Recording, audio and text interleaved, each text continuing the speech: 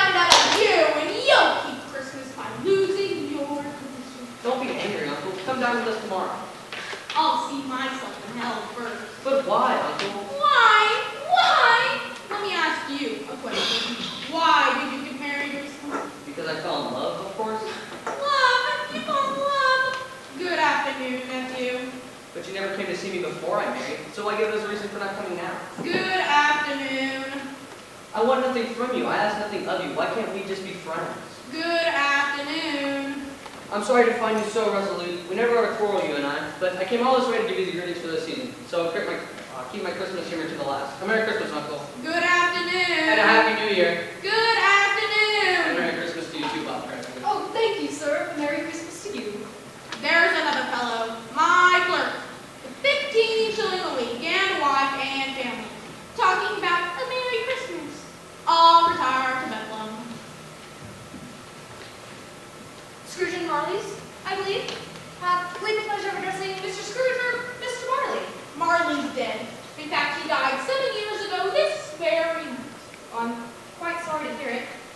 sure his generosity is well represented by his surviving partner.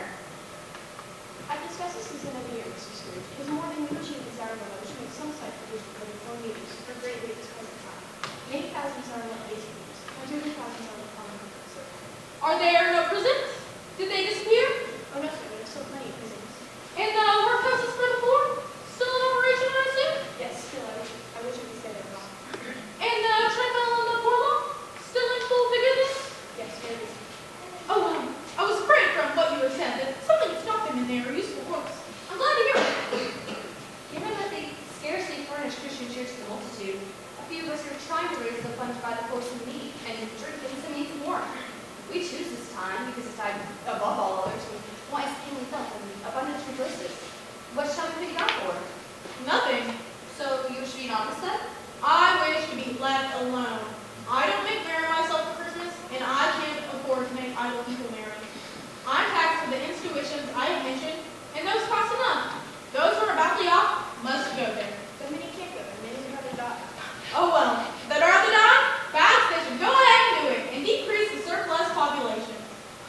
Besides, I wouldn't know anything about it. We could know, sir. It's none of my business. I have too much of my own business to interfere with other people's, and I'll thank you for leading me to it. Good afternoon, sisters.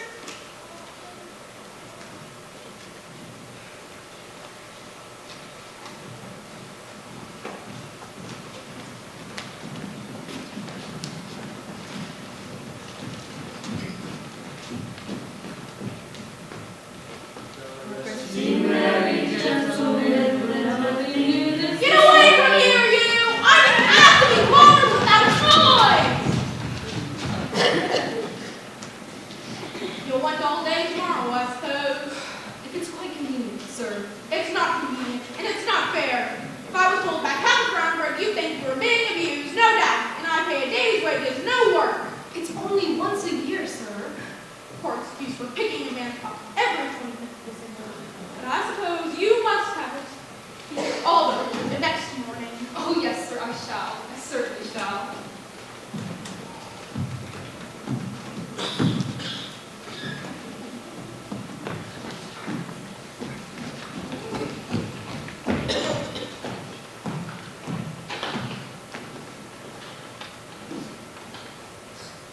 Hello, my dear son. Father, I've been waiting for you. Let's go by Cornhill and watch the children play. Someday you will be there to play with them. I feel I'm getting stronger every day. And do you remember what tomorrow is? Christmas Day! I have to have the whole day off to celebrate with my family. Hurrah for Christmas!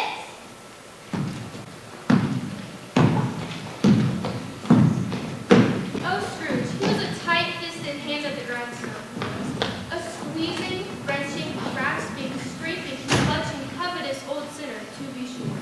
Secret, self-contained, and solitary as an oyster. He carried his own low temperature with him everywhere he went. He iced his coffee in the coffee and he thought 1 degree at Christmas. Scrooge always took his melancholy dinner in the same melancholy tavern, and this night was no different. He read all the papers and beguiled the rest of the evening with his baker's book, before he took himself home to bed. He lived in chambers which had once belonged to his deceased partner. They were a gloomy suite of rooms. It was old and dreary, for nobody had lived in it but Scrooge, the other rooms all being let out as offices. The fog and frost so hung about the black old gateway of the house that it seemed as if the genius of the weather sat in mournful meditation upon the threshold. Upon arriving at his chambers, Scrooge took off his cravat, put on his dressing gown, slippers, and his nightcap, and sat down before the fire to take his cool, for he had a cold in his head. It was a very low fire indeed, nothing on such a bitter night. He was obliged to sit close to it before he could extract the last sensation of warmth from such a handful of food.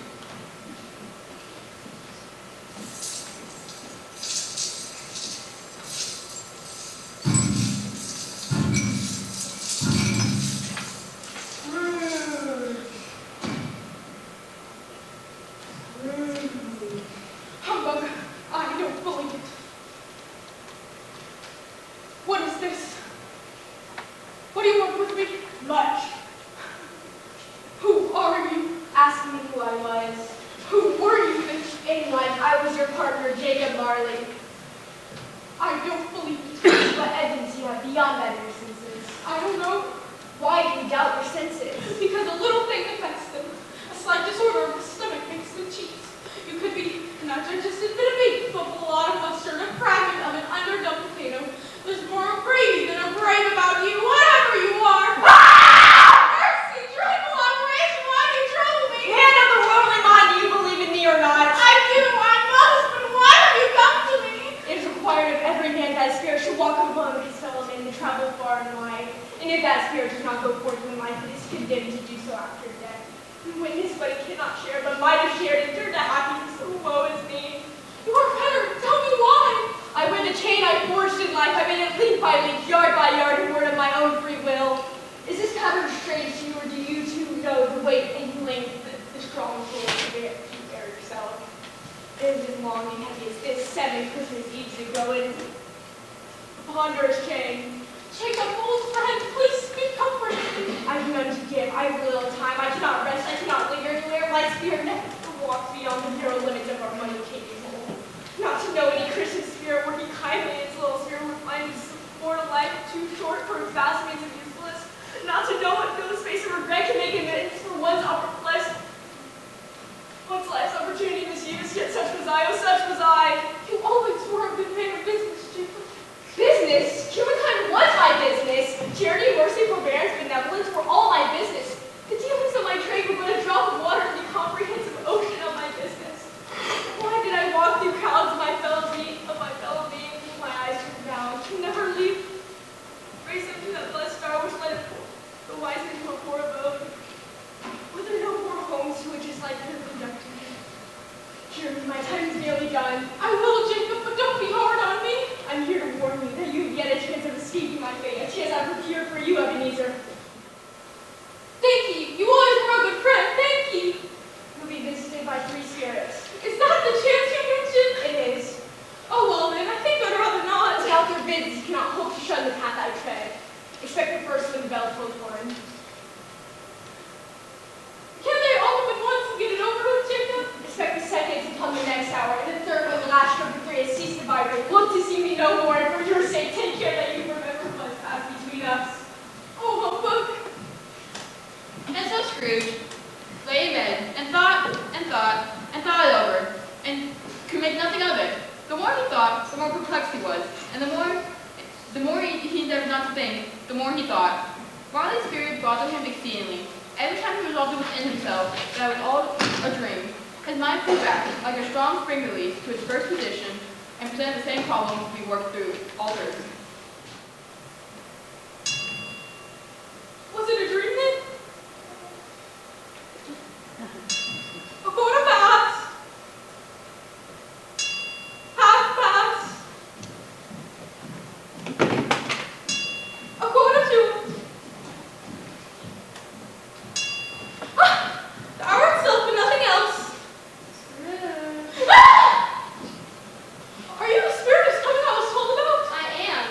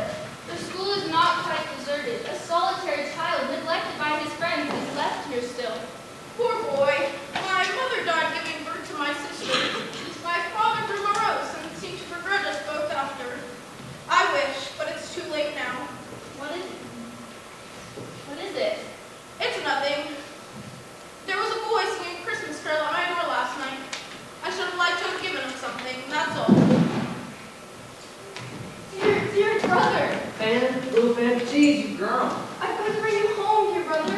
Home, little fan? Yes, home for good and all. Father is much kinder than he used to be. He was in a pleasant mood just the other night, so I was not afraid to ask if you might come home. And he said, yes, you should come home, Ebenezer. Father has arranged an apprenticeship for you. You're to be a man and to begin your career. You'll never have to spend another moment in this dreadful school. But first, we'll be together all Christmas long and have the merriest time in all the world. Your sister was a frail creature and often ill, but she had a large heart. So she had, you're right about that, Spirit. I'll not contradict it. God forbid. Come, Ebenezer, pack your things. The carriage is just outside. Are you sure Father's ready to have me you home? Oh, yes, I'm sure of it. But where might be apprentice? You'll work for a wonderful man, Mr. Beswick. He keeps the warehouse. Now come, we mustn't keep the carriage waiting. Your sister died a young woman, but she had a child, as I recall. Yes, a son, my nephew. His name is Fred Hull. Your nephew, Ebenezer, the only family you have left. You're right about that, Spirit. Come along, Ebenezer. It is time to see another Christmas.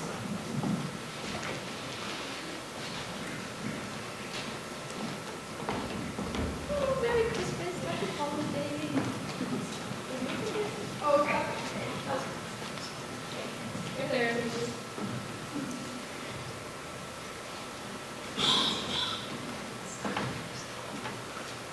Do you know this place? No way, this is where I was apprenticed. Look, it's old Fezziwig, bless his heart. Fezziwig alive again. And there's Dick Wilkins. We were the best of friends. Ebenezer! Richard, no more words about my business. It's Christmas. Clear all this nonsense away, all of you. We must make food. Life is too short for all work and no play. I say it's time for a party. Feeling all right, Richard? Cheer up, Ebenezer. Heading home, my darling. I think. Let's have a hug. It's good for the soul.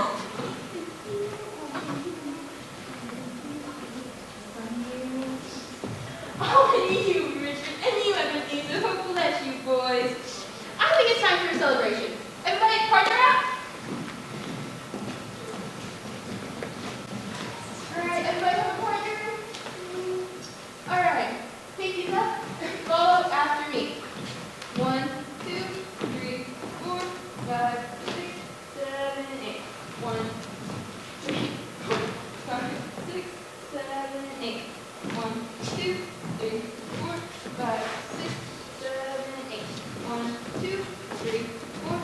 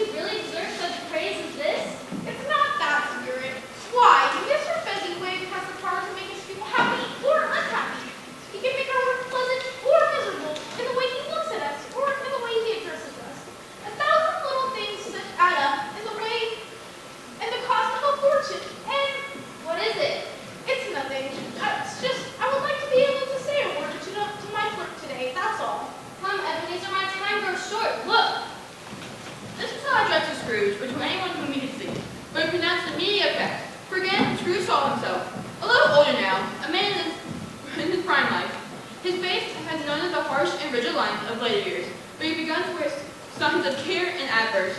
There was an eager, greedy, restless motion in the eyes, which had showed passion that would take him root, and where the shadows of a growing tree would fall. I know it matters very little to me. Another idol has displaced you, and if it can make me as happy as I was trying to, I have no reason to cry.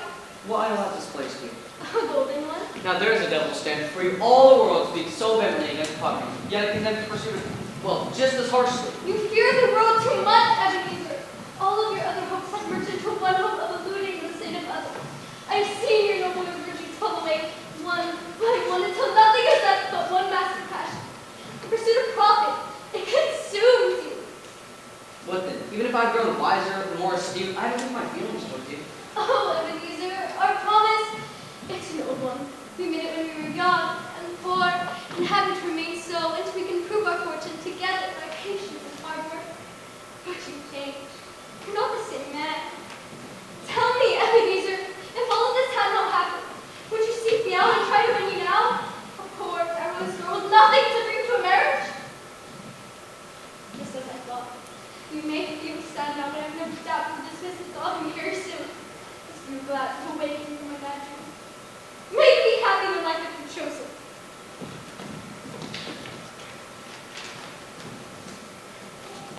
I think this belongs to me. Spirit, show me no more, conduct me home. Why do you enjoy torturing me? There is one more shadow we must see. I don't wish to see it. Show me no more.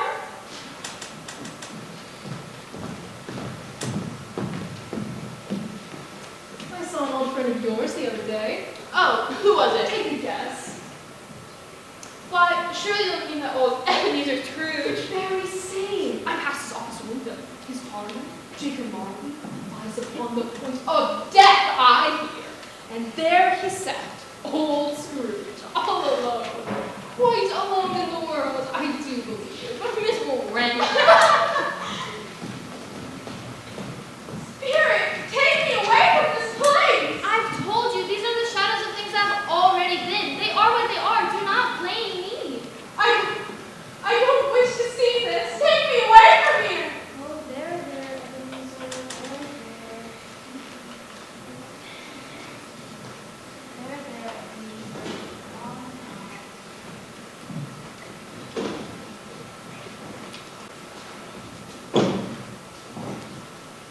After this mighty struggle, if that can be called a struggle, Ebenezer was conscious of being exhausted and overcome by an irresistible drowsiness, and further, of being in his own bed, months later. He barely had time to reel to bed before he sank into a heavy sleep.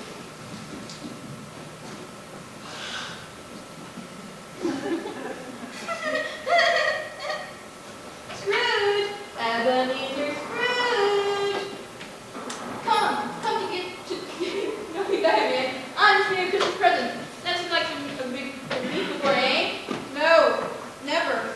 Why, you never walked forth again at your brother these later years?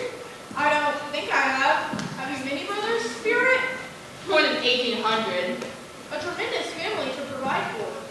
Take over, brother Mr. Scrooge. Where, pray tell, are we going? You'll see.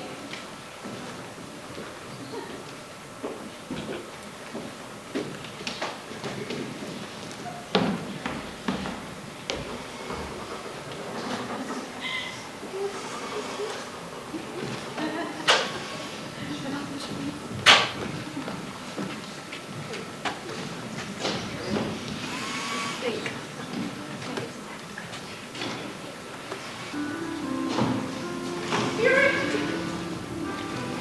Is there a peculiar flavor which you sprinkle from your torch? There is indeed my own. Would it apply to any kind of dinner on this day? To any kindly given. To the poor ones most. Why to the poor ones most? Because it needs it the most.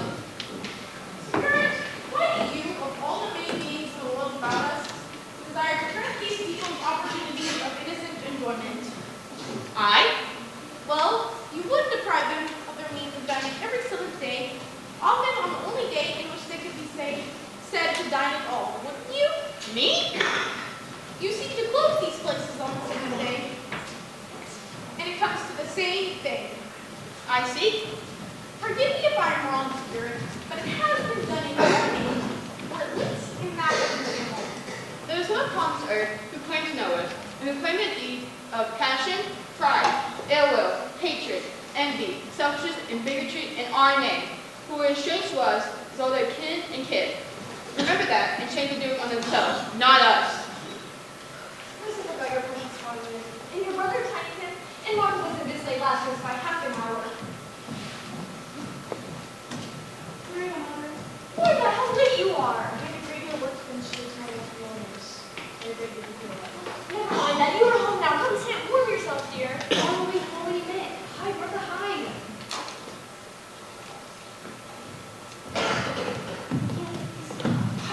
Hi, Mommy. But where's Martha? She won't be coming home for Christmas this year, I'm afraid. What? Not coming for Christmas? Oh, here I am, Father. You can be quite scared there. Come, Tim, put me on the pudding singing in the copper. Pudding? Yeah, Copper. Oh, Tim up in church. He did, as good as gold, and better. Somehow he gets left to singing by himself. And thinks the strangest things he's ever heard. He told me coming home from church, they hoped that people saw him because he was a cripple, and it might be pleasant for them to remember on Christmas Day who the late beggars Walter was. But he's growing stronger every day, I just know it. Okay, come help me with the goose. This is Goose Father. This is we never had before. Children, children! Truly after Christmas, you found in years to be wonderful. Mom. It smells so good. And now, my dear ones, a toast. God bless us. God bless us. God bless us, everyone.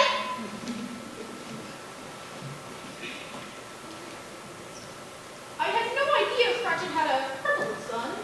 I wonder why. Tell me, Spirit, will the boy live? I see a vacant seat at this table, and a crutch without owner, carefully preserved. If these shadows remain unaltered by the future, the child will likely die. No, that cannot be. Satan will be spared. If the shadows remain unaltered by the future, what difference does it make? If he's likely to die, then let him die, and decrease the surplus population. You used my own words against me. Yes, perhaps in the future you'll hold your tongue until you discover what the surplus population is and where it is. Who are you to decide who shall live and who shall die? Maybe in the sight of the heavens you are less fit to live than this poor, maimed child. And now, my dear ones, a toast. I give you Mr. Scrooge, the founder of our feast. Founder of our feast indeed. I wish I had him here and give him a piece of my mind to feast upon. Hope he'd have a good appetite for it too.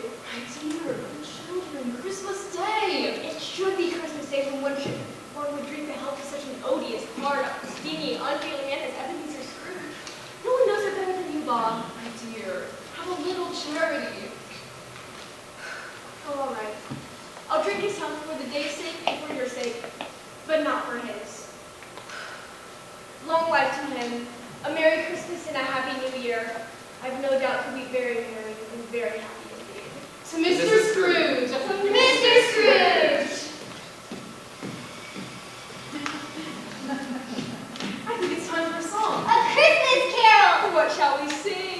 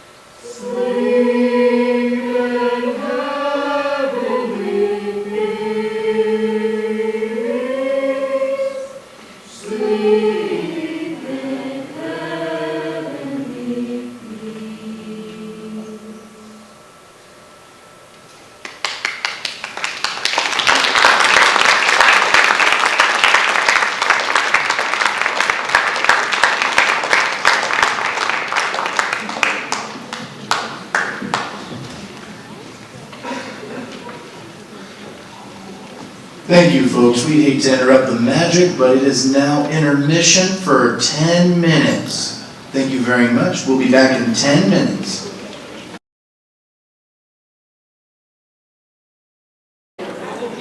All right, looks like we recharged the magic.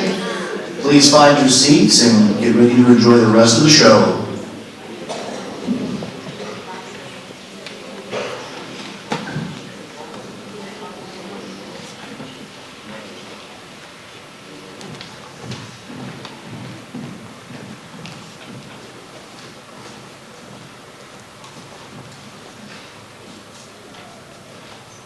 The Christmas party, I see. Gather around, everyone. Let's prepare for a toast. Who's the gentleman in the middle there? That's my nephew, Fred Holwell. And he said Christmas was a humbug, and he believed it too. Oh, more shame for him, Fred.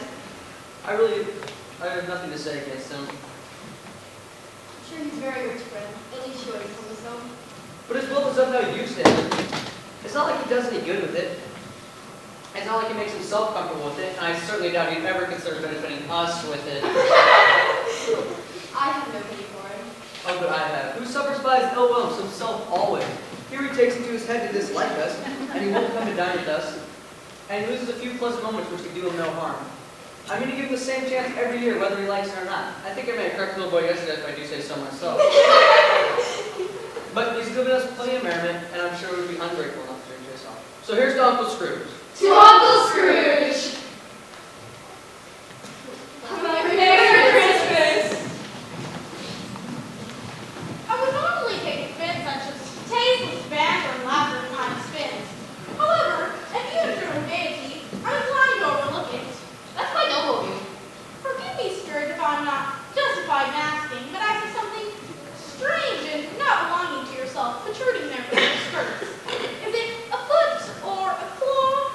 It may be a claw, or the flesh that's there. Here, take a look. Spirit, are they yours?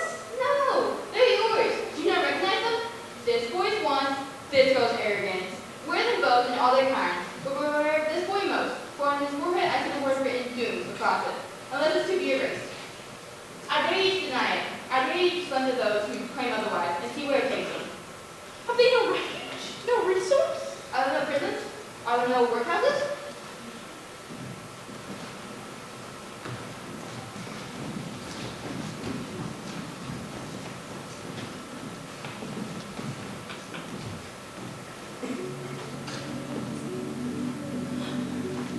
I take it that I am in the presence of the Spirit of Christmas yet to come.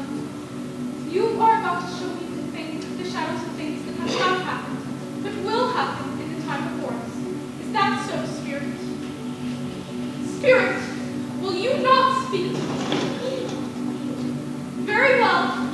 Lead on, then. The night is passing fast and it's precious time. Lead on, Spirit.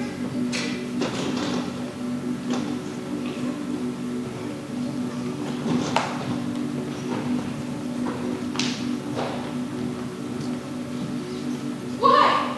I know these men and this place. It's the stock exchange. It's like a second home to me.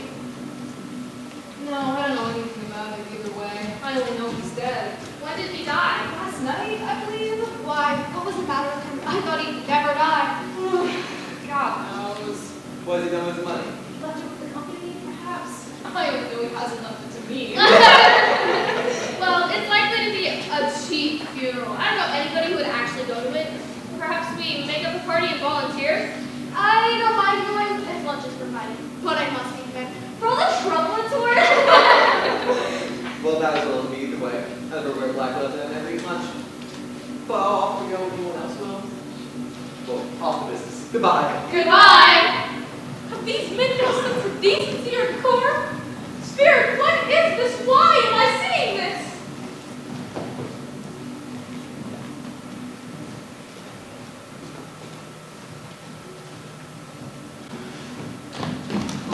Please, please, I really, this one, I was here first!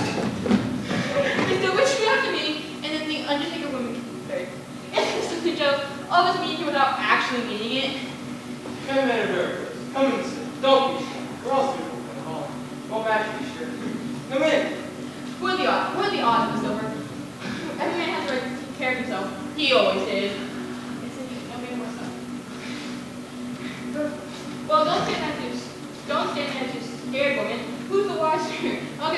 each other's holding each other's coats, I suppose. We should hope not. No, indeed.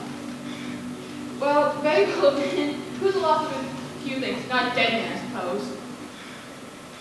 No, indeed. I wish I would let have one, and it should have been two. If I could grab my hands on anything else. I'll do my bundle though. I'm afraid to be the first, no I'm afraid for everyone to see. We all know we're helping ourselves before we met here. It's no sense one's livelihood. Mrs. Packard, very busy. Let's see. Seal, pencil case, chair of sleep buttons. I'll give ye 1 pound daily, not another penny more if I was not do it. Who's next?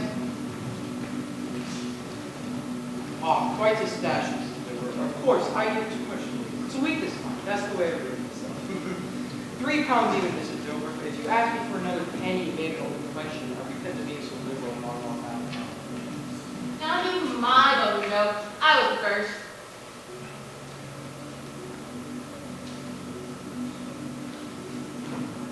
What do you call this? Bed curtains? Bed curtains! You don't mean to say you took them down and raised them all in a line there? And why not? You wouldn't have such cold without them. Oh, you didn't die in the jacket, man. I wouldn't worry about it. I didn't listen to talk about that. I wonder about it. Oh, you made us put a turn into your eyes ache. We won't find a hole in it. No, it's a very place. It was the best we ever had, and a fine one too. Who would waste it if it had been for me? What do you call it, wasting it? Why, it's going to be buried, to be sure. 4 pounds, 6 shillings, and 2 pence. Not a penny more cost to be boiled for it. So this is how it ends. He pushed everyone away when he was alive. It was a compromise with his death.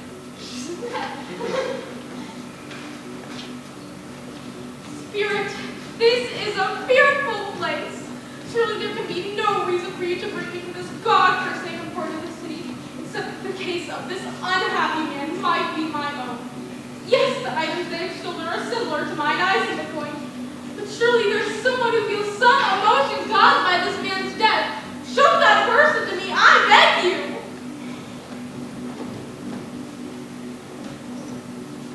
Oh, there you are. I know you've come, Thomas. What have you heard? Is it good or bad? It's bad, I'm afraid. Thomas, did he deny you the extra time you asked for? Has he evicted us? No, there's no conviction. Only if you repent, little advisor. Nothing has passed by. Such a miracle as that. He's passed from here. He's dead. Dead? Oh, God be praised! Oh, forgive me. I thought he was merely trying to avoid me. But what I have been told is quite true. Not only was he very ill, but he was dying even then. So when was that cancer? I don't know, but we will be ready with money before that time. And even if we weren't, it would be bad fortune indeed to find a creditor merciless to you. You may sleep tight today. Spirit, I ask to see some emotion connected with this man's death, but you show me only pleasure. I ask to see some tenderness connected with the death.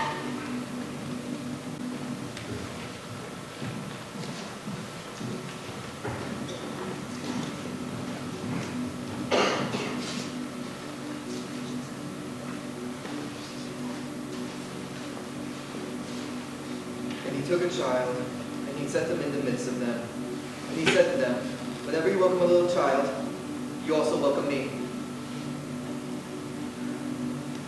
Oh, it hurts my eyes. They're better now. The king of my weeks awakened. I would have shown you guys to your father. It must be near his time. Past it, rather. I think he's walked a little slower than he used to these past few evenings, but Yes, I've been walking kind of to the very fast. and so have I. So have I. No trouble at all. Your father is so. Is he your father now?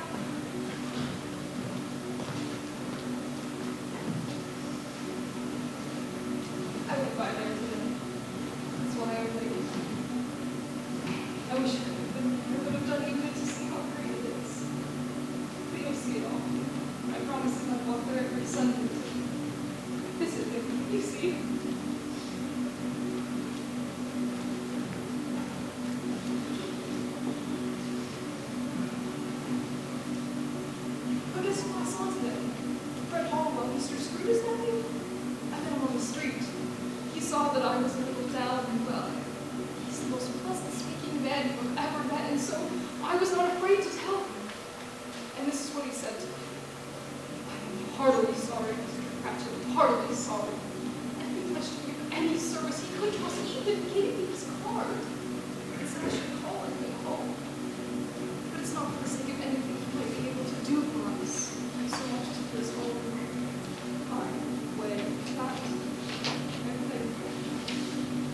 seems as if he had no one to turn to. He fell with us. And I brought good news for you, Peter.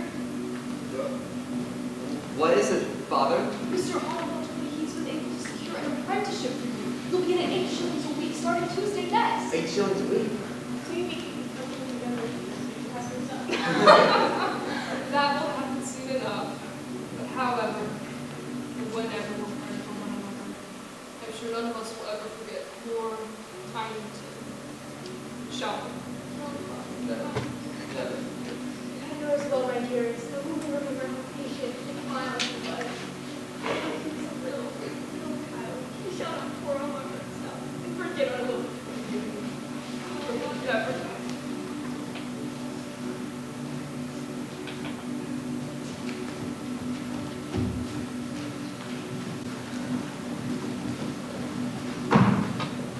Spirit, something tells me that the moment of our parting is at hand. I know it, but I don't know how.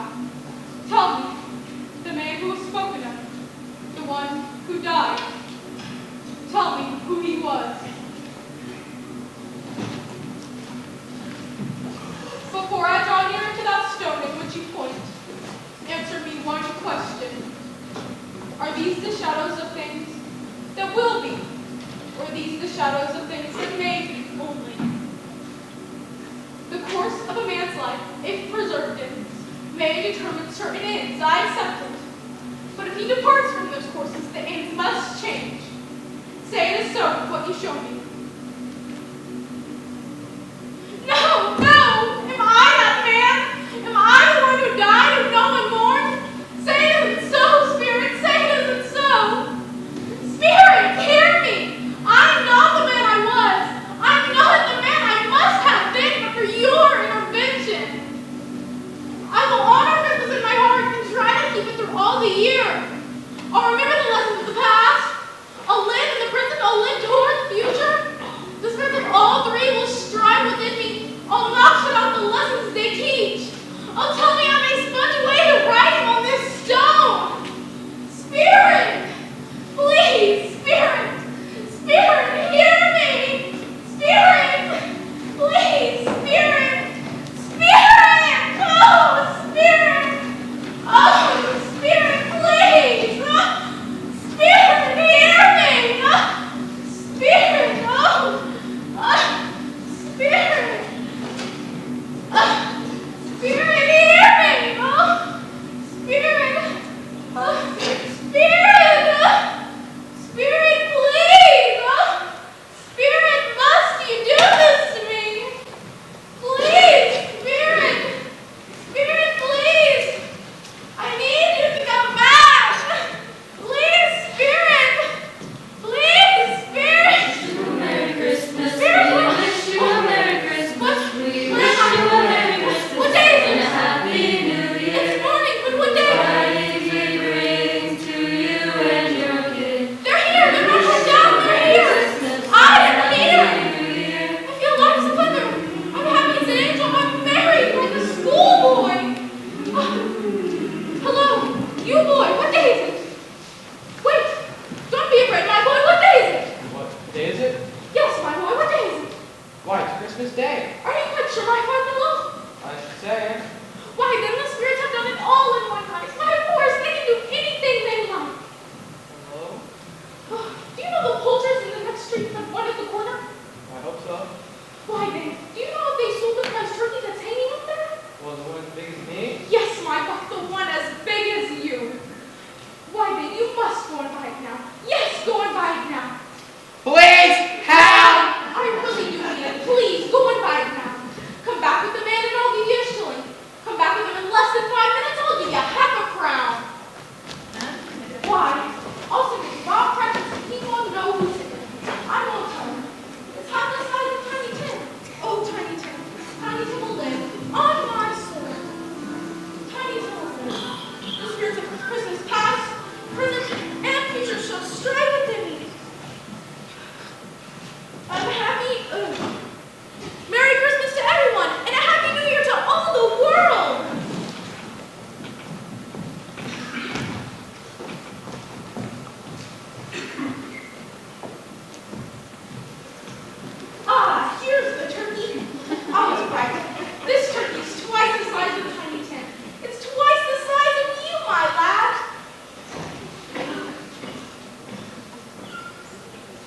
Here, I've written down the...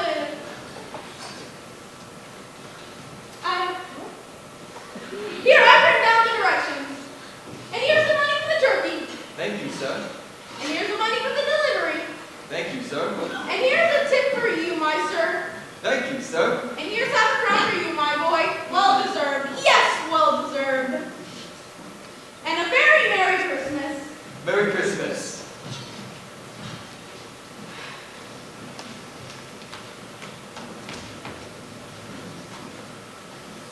Oh, my sisters. Wait, don't run away. It was a very good thing you did yesterday. A very good thing. Mr. Scrooge? Yes, that is my name. Here it isn't pleasant to you. Allow me to ask for your forgiveness. And yours too, sisters. Yes, sir. And allow me to have the pleasure. Oh, dear Lord, bless me. Are you quite serious? Yes, please. And not a farthing less. A great penny back payments are included in it. Will you do me that favor, please? I don't know if to say to such generosity. But don't say anything, please. Will you come see me sometime, the both of you? We will. Thank you. I thank you both 50 times. Bless you both, and a Merry Christmas.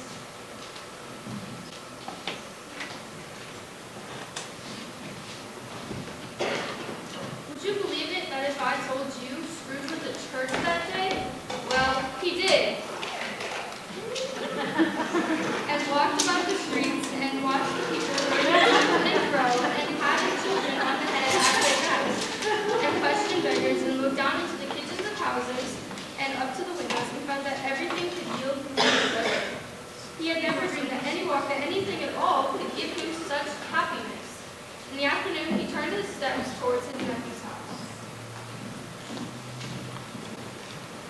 I got you this bracelet, my dear. Oh, Fred, it's beautiful. And it's too much. You shouldn't have spent so much. But I love you, my dear, and my wife shall have the very best on Christmas Day. Oh, I love you too, Fred. But not just for this. I know. No, you can let me. I don't know. No one's expecting it this hour. Hello, Fred. Uncle Scrooge? The very same. It is I, your Uncle Scrooge. I recall an invitation you made to me to put on with you. If that invitation was still yours, I should have said so. Like, I don't know what to say. Well, you could say, Bob Humbug. Or I hardly repented, itself, never use again. Or you could say, come in. Come in? Why, of course, Uncle Scrooge. You shall come in. Hurrah, you made us both very happy. May I introduce you to my wife, Janet? Janet, my Uncle Scrooge. My dear, explain to me now how my nephew has chosen you among women. You are every bit indeed as lovely as I have heard. Why, thank you, Uncle Scrooge. We're very happy to do that. I'm sorry for the poor reception I gave you yesterday, in which you were so undeserving. I see my sister and her visiting you. I love her, but she you. I know it, Uncle Scrooge. If she wishes to our dying day, that we shall always be close. And so we are, friends. And so we shall be. So we shall be.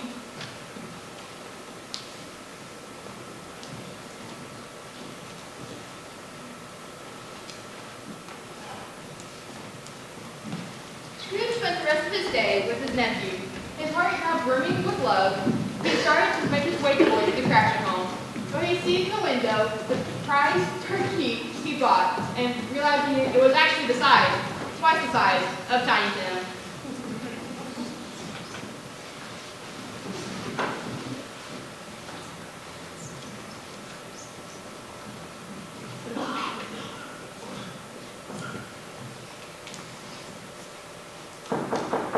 Oh, whoever could that be? What is this? Morning, sir. Miss Cratchit, you are late, sir. Yes, sir. What do you mean by being here this room day? I am very sorry, sir. I am behind my time. Step this way, if you please, Cratchit. I'm not going to stand for this any longer. And therefore, I'm going to double your salary! Yes, Boss Cratchit, I'm going to double your salary. A Merry Christmas to you, and a Merry Christmas that I've given you for many a year. Now, and as for Tiny Tim, he will walk again, I know it.